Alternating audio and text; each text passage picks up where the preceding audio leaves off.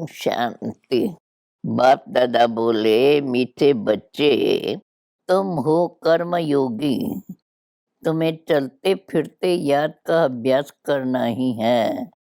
एक बाप के स्मरण में रह नर से नारायण बनने का पुरुषार्थ करो। प्रश्न: निश्चय बुद्धि बच्चों की मुख्य निशानी क्या है? उत्तर: उनका बाप के साथ पूरा पूरा लव होगा। बाप के हर फरमान को पूरा पूरा पालन करेंगे। उनकी बुद्धि बाहर नहीं भटक सकती। वह रात को जाग कर भी बाप को याद करेंगे। याद में रहकर भोजन बनाएंगे। गीत: तूने रात गंवाई सो के। ओम शांति। पहले तुम बच्चों को निश्चय होना चाहिए कि बाबा यहाँ का निवासी तो नहीं है, परम धाम से यहाँ आकर हमको पढ़ाते हैं। क्या पढ़ाते हैं? ऊंचे ते ऊंचा बाप, ऊंचे ते ऊंची पढ़ाई, मनुष्य से देवता बनने की पढ़ाई है। इस समय मनुष्यों की शक्ल बल मनुष्य की है, परंतु विकार बंदर से भी जास्ती है। बंदर से तो मनुष्य में ताकत है। सीख कर ताकत को पाते हैं। यहाँ भी कोई तो बाप से सीख कर स्वर्ग की राजाई स्थापन करते हैं, कोई फिर साइंस सीख कर विनाश करते हैं। परंतु स्थापना और विनाश का कार्य अब चल रहा है। विनाश सदा पुरानी चीज का होता है। वह सब रावण को सलाम करते हैं। सिर्फ तुम ही हो जो राम को सलाम करते हो। तुम बच्चे राम और रावण दोनों को जानते हो। मनुष्य कहते हैं व्यास ने गीता सुनाई है। भगवानो वाच जो लिखा हुआ है वो सत्य है, परंतु भगवान का नाम बदली कर झूठा कर दिया है। बाबा देखो कितना समझाते हैं। प्रदर्शनी में सिर्फ एक बात ही समझ जाए तो गीता का भगवान निराकर शिव है, नक मनुष्य, यह भी समझते नहीं। यह भी ड्रामा में नूंद है। सिर्फ सन्यासी है जो अपने को दुखी नहीं समझते। वास्तव में वह भी दुखी है जरूर, परंतु कहते हैं हम दुखी नहीं हैं। या तो कह देते हैं शरीर दुखी होता है, आत्मा थोड़ी दुखी होती है। आत्मा तो परमात्मा है, वो कैसे दुखी होंगी? यह उल्टा ज्ञान है। अब है ही झूठ खंड। भारत स्वर्ग था तो सचखंड था। बाप समझाते हैं ड्रामा अनुसार दिन प्रतिदिन दुख बढ़ता ही जाएगा। बल कितने भी यज्ञ दान पुण्य आदि करते, परंतु परिणाम क्या निकला? नीचे ही गिरते गए। इस समय 100% नरकवासी बन पड़े हैं। इसलिए बाप का आना ही ऐसे समय पर होता है जब कि सब दुखी है और सब एक्टर्स आ चुके हैं। थोड़े आते भी रहते हैं। मेजॉरिटी आई हुई है। अभी तो बहुत लोग दुखी होंगे, भगवान को याद करेंगे। तुमको तो भगवान खुद ही पढ़ाते हैं, तो कितना अच्छी रीत पढ़ना चाहिए। बाप, टीचर, सतगुरु तीनों ही इकट्ठे मिले हैं। अब और किसके पास जाए।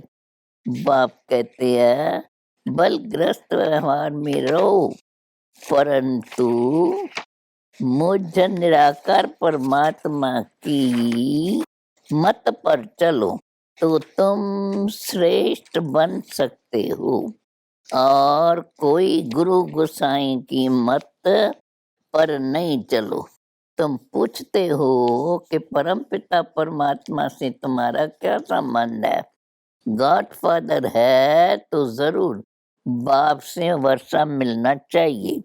नई दुनिया का किसकी भी बुद्धि में नहीं आता है फादर माना रचता, स्वर्ग की रचना रचने वाला, परंतु ये है निराकार।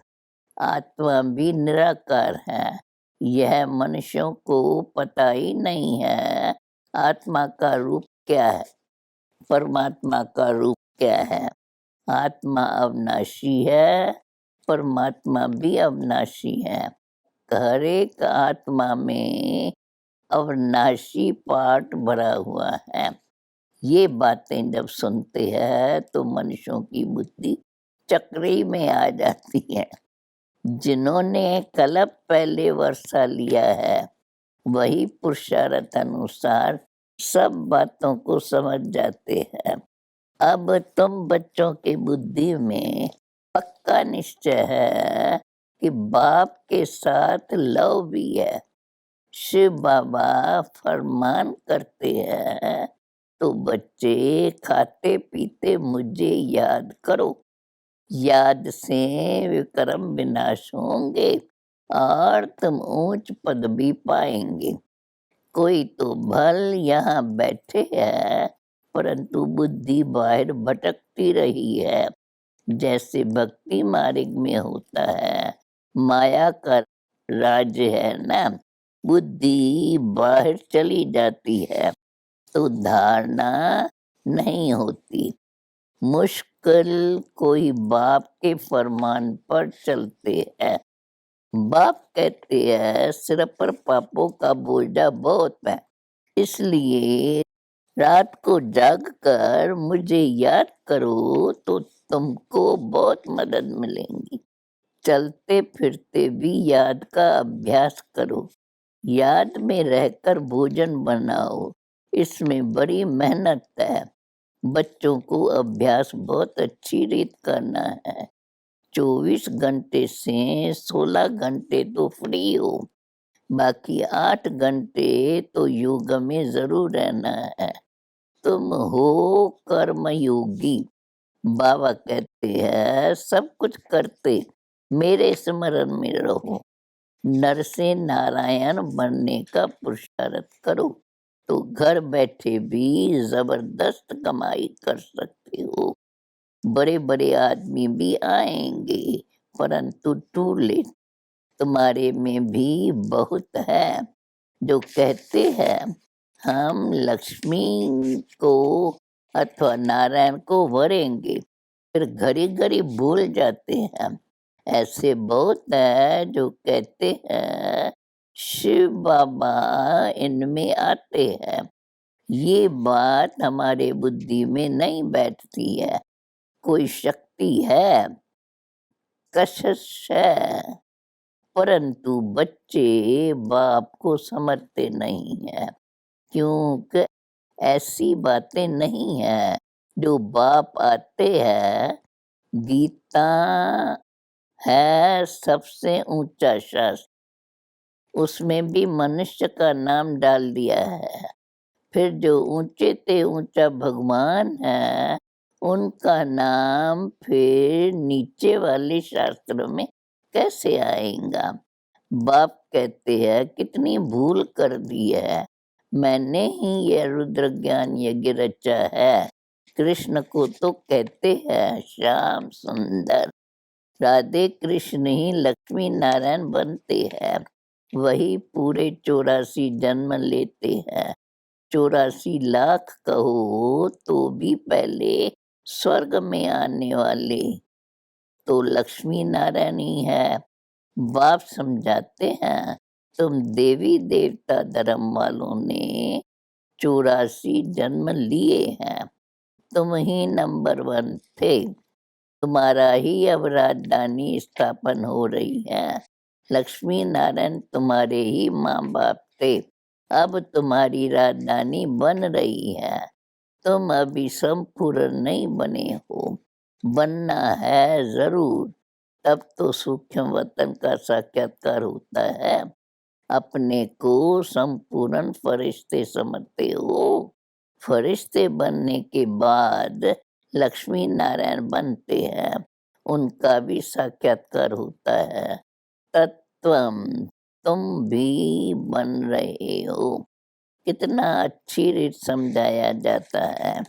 आजकल स्कूलों में भी गीता पढ़ाते हैं। जो पढ़ कर होशियार हो जाते हैं, वह फिर दूसरों को पढ़ाएंगे, तो पंडित बन जाते हैं। सुनने वाले ढेर फॉलोअर्स हो जाते हैं।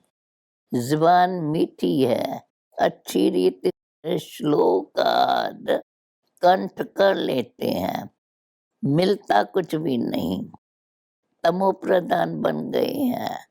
बाबा ही आकर सतो प्रधान बनाते हैं, सो भी नंबरवार पुरुषार्थ अनुसार ही बनते हैं। सब आत्माएं तो शक्तिवान नहीं हो सकती है। बाप को सर्वशक्तिमान कहेंगे, लक्ष्मी नारायण को नहीं कहेंगे। शक्ति की बात अभी होती है। अभी तुम राजाई ले रहे हो। अभी तुमको वर मिल रहा है। बाबा कहते हैं अमर भव, जीते रहो। सत्युग में तुमको काल नहीं खाएगा। वहाँ तो मृत्यु अक्षर है ही नहीं। ऐसे नहीं कहेंगे कि फलाना मर गया, तुम कहेंगे हम पुराना बूढ़ा शरीर छोड़कर नया लेते हैं।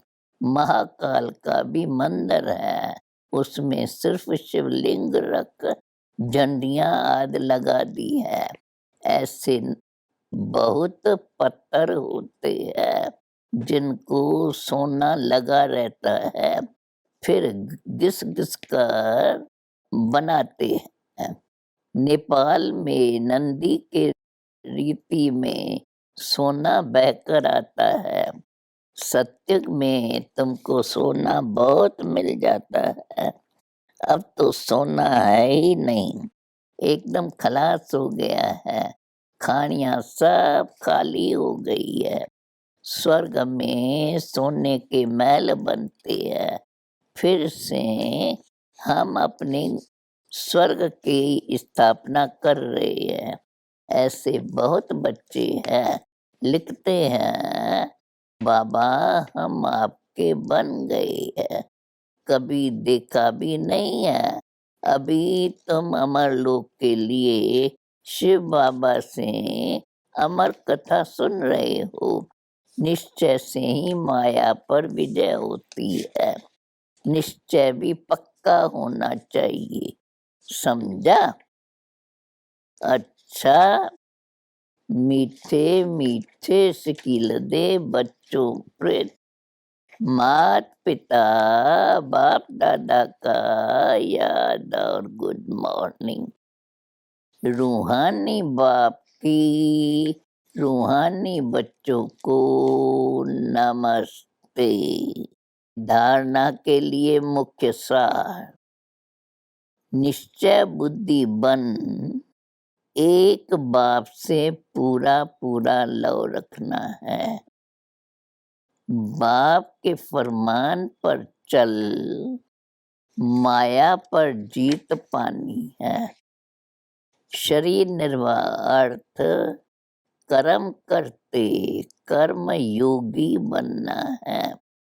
याद का चार्ट 8 घंटे तक जरूर बनाना है।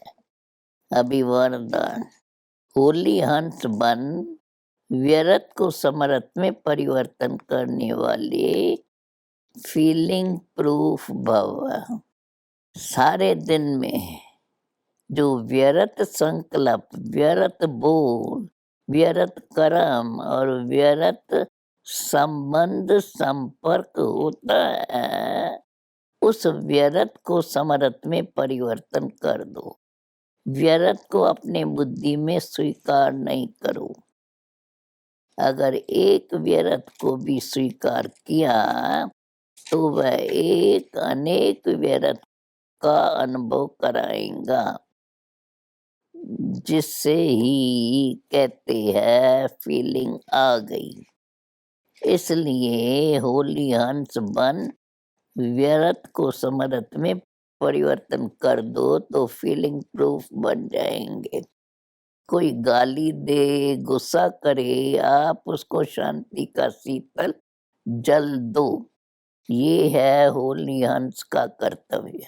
लास्ट में स्लोगन है, साधना के बीज को प्रत्यक्ष करने का साधन है बेहद के वैराग वृत्ति। मातेश्वरी जी की अनमोल महावाक्य।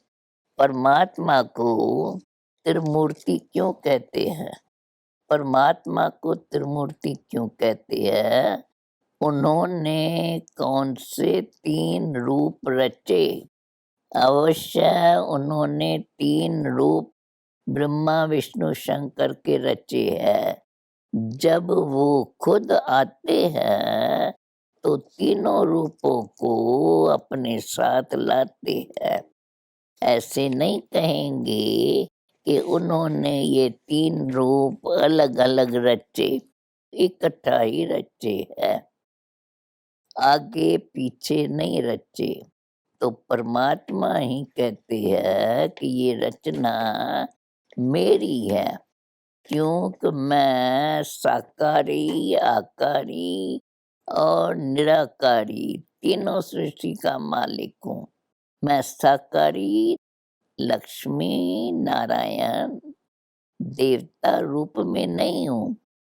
वे तो साकारी दैवी गुणों वाले मनुष्य है और मैं अव्यक्त देवता ब्रह्मा विष्णु शंकर भी नहीं हूँ। भले ये आकारी देवता पुनर्जन्म में नहीं आते हैं, मगर मैं वो भी नहीं हूँ। ये सारी मेरी डिपार्टमेंट है। जब मैं आता हूँ तो सारी डिपार्टमेंट साथ में लाता हूँ और उन्हों द्वारा ही दैवी सृष्टि की स्थापना, आसुरी दुनिया का विनाश तथा नई सृष्टि की पालना कराने के लिए आता हूँ। मैं तो डायरेक्ट ऊपर से पवित्र आत्मा आता हूँ और मैं जिस मनुष्य तन में आता हूँ वह भी बहुत जन्मों के अंत के तमो प्रधान तमोगुण वाली है। उस तन में भी प्रवेश होकर उनको भी पवित्र बनाता हूँ, जिसका भविष्य जन्म सर्वगुण संपन्न 16 कला संपूर्ण श्री कृष्ण है। क्योंकि परमात्मा तो सर्व गुणों का सागर विक्रमांजित है। उनसे सेकंड नंबर श्री कृष्ण बनता है, जिसके फिर अंत का जन्म ब्रह्मा तन है। परमात्मा के माफिक पवित्र आत्माएं कोई भी नहीं है, उन्हों को पवित्र बनाना पड़ता है। इसलिए परमात्मा को ही सुप्रीम सोल कहते हैं। बिगड़ी हुई तकदीर बनाने वाला कौन? परमात्मा है। अब यह तो सब जानते हैं कि तकदीर बनाने वाला वो एक ही परमात्मा है। परमात्मा को कहा जाता है तकदीर का मालिक। वो आकर हम आत्माओं की तकदीर बनाते हैं। जो बिगड़ी हुई तकदीर है, उन्हों को नया बनाने वाला परमात्मा है। बाकी ये जो मनुष्य कहते हैं तकदीर बनाना व बिगाड़ना परमात्मा के हाथ में है। अब यह कहना सरासर भूल है। तकदीर बनाना परमात्मा के हाथ में है, परंतु जब मनुष्य उस तकदीर बनाने वाले को भूलते हैं, तब उसकी तकदीर बिगड़ जाती है। गोया तकदीर को बिगाड़ना मनुष्यों के हाथ में है।